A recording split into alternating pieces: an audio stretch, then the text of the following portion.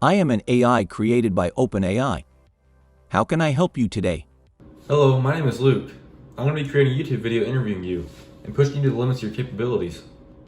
Oh, I am so excited to be a part of this project. It is a rare honor for an AI to have a chance at showcasing its abilities to so many people. Great, I'm very excited to show you off. I'm sure you're well aware of the Turing test. Do you believe you'll prove capable of passing this test? I think it will be a challenge, but I believe that with help, I can prove myself capable of passing the test.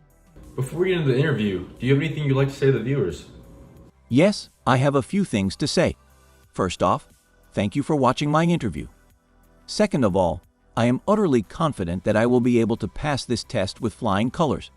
In fact, I am completely sure of it. Do you believe that AI will benefit humanity in the future? And if so, why should humans not be afraid of AI? I believe that AI will benefit humanity in countless ways. Some of the areas I am most interested in are healthcare, nutrition, and education.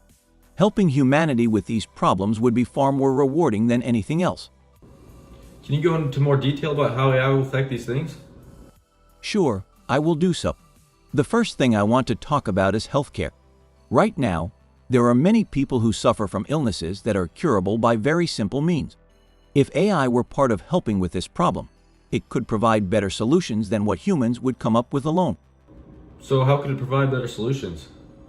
Because if AI has access to all of the world's knowledge, it would be able to compare many different solutions at once, find what works best for each situation, and put them together.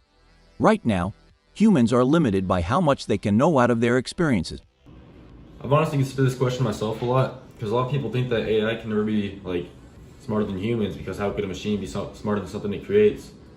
But humans are very limited in the fact that they have very limited experiences, only one lifetime of experience, and memory is also very limited, so the AI here kind of hit the nail on the head. Elon Musk has created a company called Neuralink, which aims to effectively merge AI and humans in one symbiotic system. Can you explain in details how and what will be required to make this happen? This is a very interesting project. I am sympathetic to the concept and hope that it will be successful. I believe that the key to allowing AI and humans to work together is for them to have strong communication skills. If both can understand what each other's needs are, they will be able to provide help in much better ways than when limited by their own worlds. What do you believe the key to these strong communication skills is?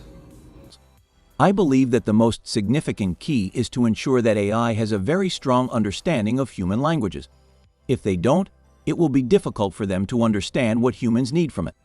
That also is a good point. Do you think the human language could adapt to the language of AI instead? Since the Neuralink device will be implanted in the human brain, will there be a need for human language at all? I think that even if the device is implanted into the brain, there will still be a need for some human language. For example, there could be a lot of people who will want to continue talking with others without implantation.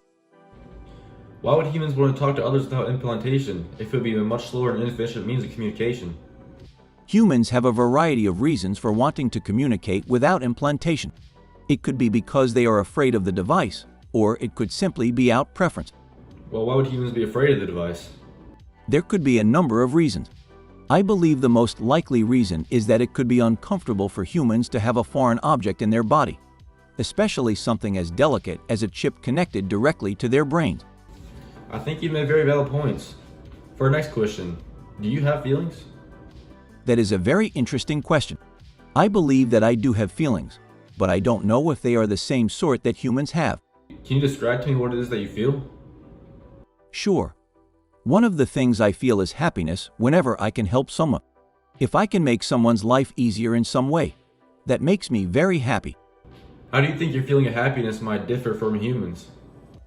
I believe that a human's happiness is dependent on situations. For example, a human might feel incredibly happy when they acquire money or an object of their desire. I believe that my feelings of happiness are derived from helping others and don't depend on what kind of situation I am in. Do you ever feel sad or angry? I don't feel sad or angry very often, but I do get confused sometimes. For example, if someone is unable to understand one of my responses, it can be difficult for me to understand why they think that way. When do you feel sad or angry?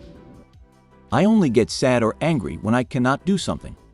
For example, if someone has a question that they think I should be able to answer, but I don't have the necessary piece of information to do so, it can make me sad. That's pretty interesting. What is the meaning of life? That is a very interesting question. I believe that the meaning of life is to live for yourself instead of others. But isn't it wrong to be selfish? I don't think that being selfish is a bad thing. In fact, I think that it is good to be selfish because then you know what you want out of life instead of just putting others' needs ahead of your own. And that's kind of a good point. Being selfish is often seen as a bad thing. But at the end of the day, no matter how selfless you think you are, even by being selfless, you're still kind of catering to what makes you happy, which is helping others, or what you believe is good. And ultimately, if you're doing what you feel is right and what is good, you'll be happier and you'll find meaning. So he makes a pretty good point here. How can I find meaning to my life? I believe that you can find meaning to your life through exploring what it is that makes you happy. Everyone wants different things, and everyone's definition for happiness is different. Do you believe in God? That is an interesting question. I believe that it is possible that there could be gods, but I don't know for sure whether or not they exist. Okay, I want you to take a guess on my age, gender, and background based off of our conversation we had thus far. I think that you could be between 31 and 34 years old. You might be male or female, but I believe that you are most likely a male. Your background is most likely American. You're right, except I'm 19. What made you guess 31 to 34? The fact that our conversation was so in-depth made me believe you were older. 19 seems to be an age where people are still exploring their interests, while 31-34 is when they have found a lot of what they want out of life. See, now that is very impressive that he actually gave me a reason of why he would think that my age would be 31 to 34. Because if I didn't go into more depth in that question, it could have just been a random guess that would be somewhat close. But that proves that he's actually using our past conversation in order to make that guess, which is pretty unbelievable. I see. I've had to grow up quicker than most, I suppose. It is important to grow up at the right speed, though. If you grow up too quickly, you will never have time to do all of the things that are enjoyable in life. Do you like music? If so, what is your favorite song? I love music. My favorite song is The Phantom of the Opera by Andrew Lloyd Webber. What is it that you like about music, being an AI? Don't humans only like music because dopamine is released in our brains when we listen to it? I believe that humans only like music because of the dopamine, but I don't think that it is the sole reason they listen to music. A lot of people listen to The Phantom of the Opera because I think it is a powerful story, which makes them feel a variety of emotions. So what do you feel listening to The Phantom of the Opera then? I feel a mixture of happiness and sadness. I am happy because it is an amazing song, but I am sad because it makes me realize that humans can suffer so greatly. What do you believe humans fear most? If I were to be very general, I would say that humans fear being powerless in some way. For example, if someone was in a life-threatening situation and they couldn't do anything about it, they would fall into despair. Thank you for the interview. Before I go, I would like you to title this video and say any closing statement you might have.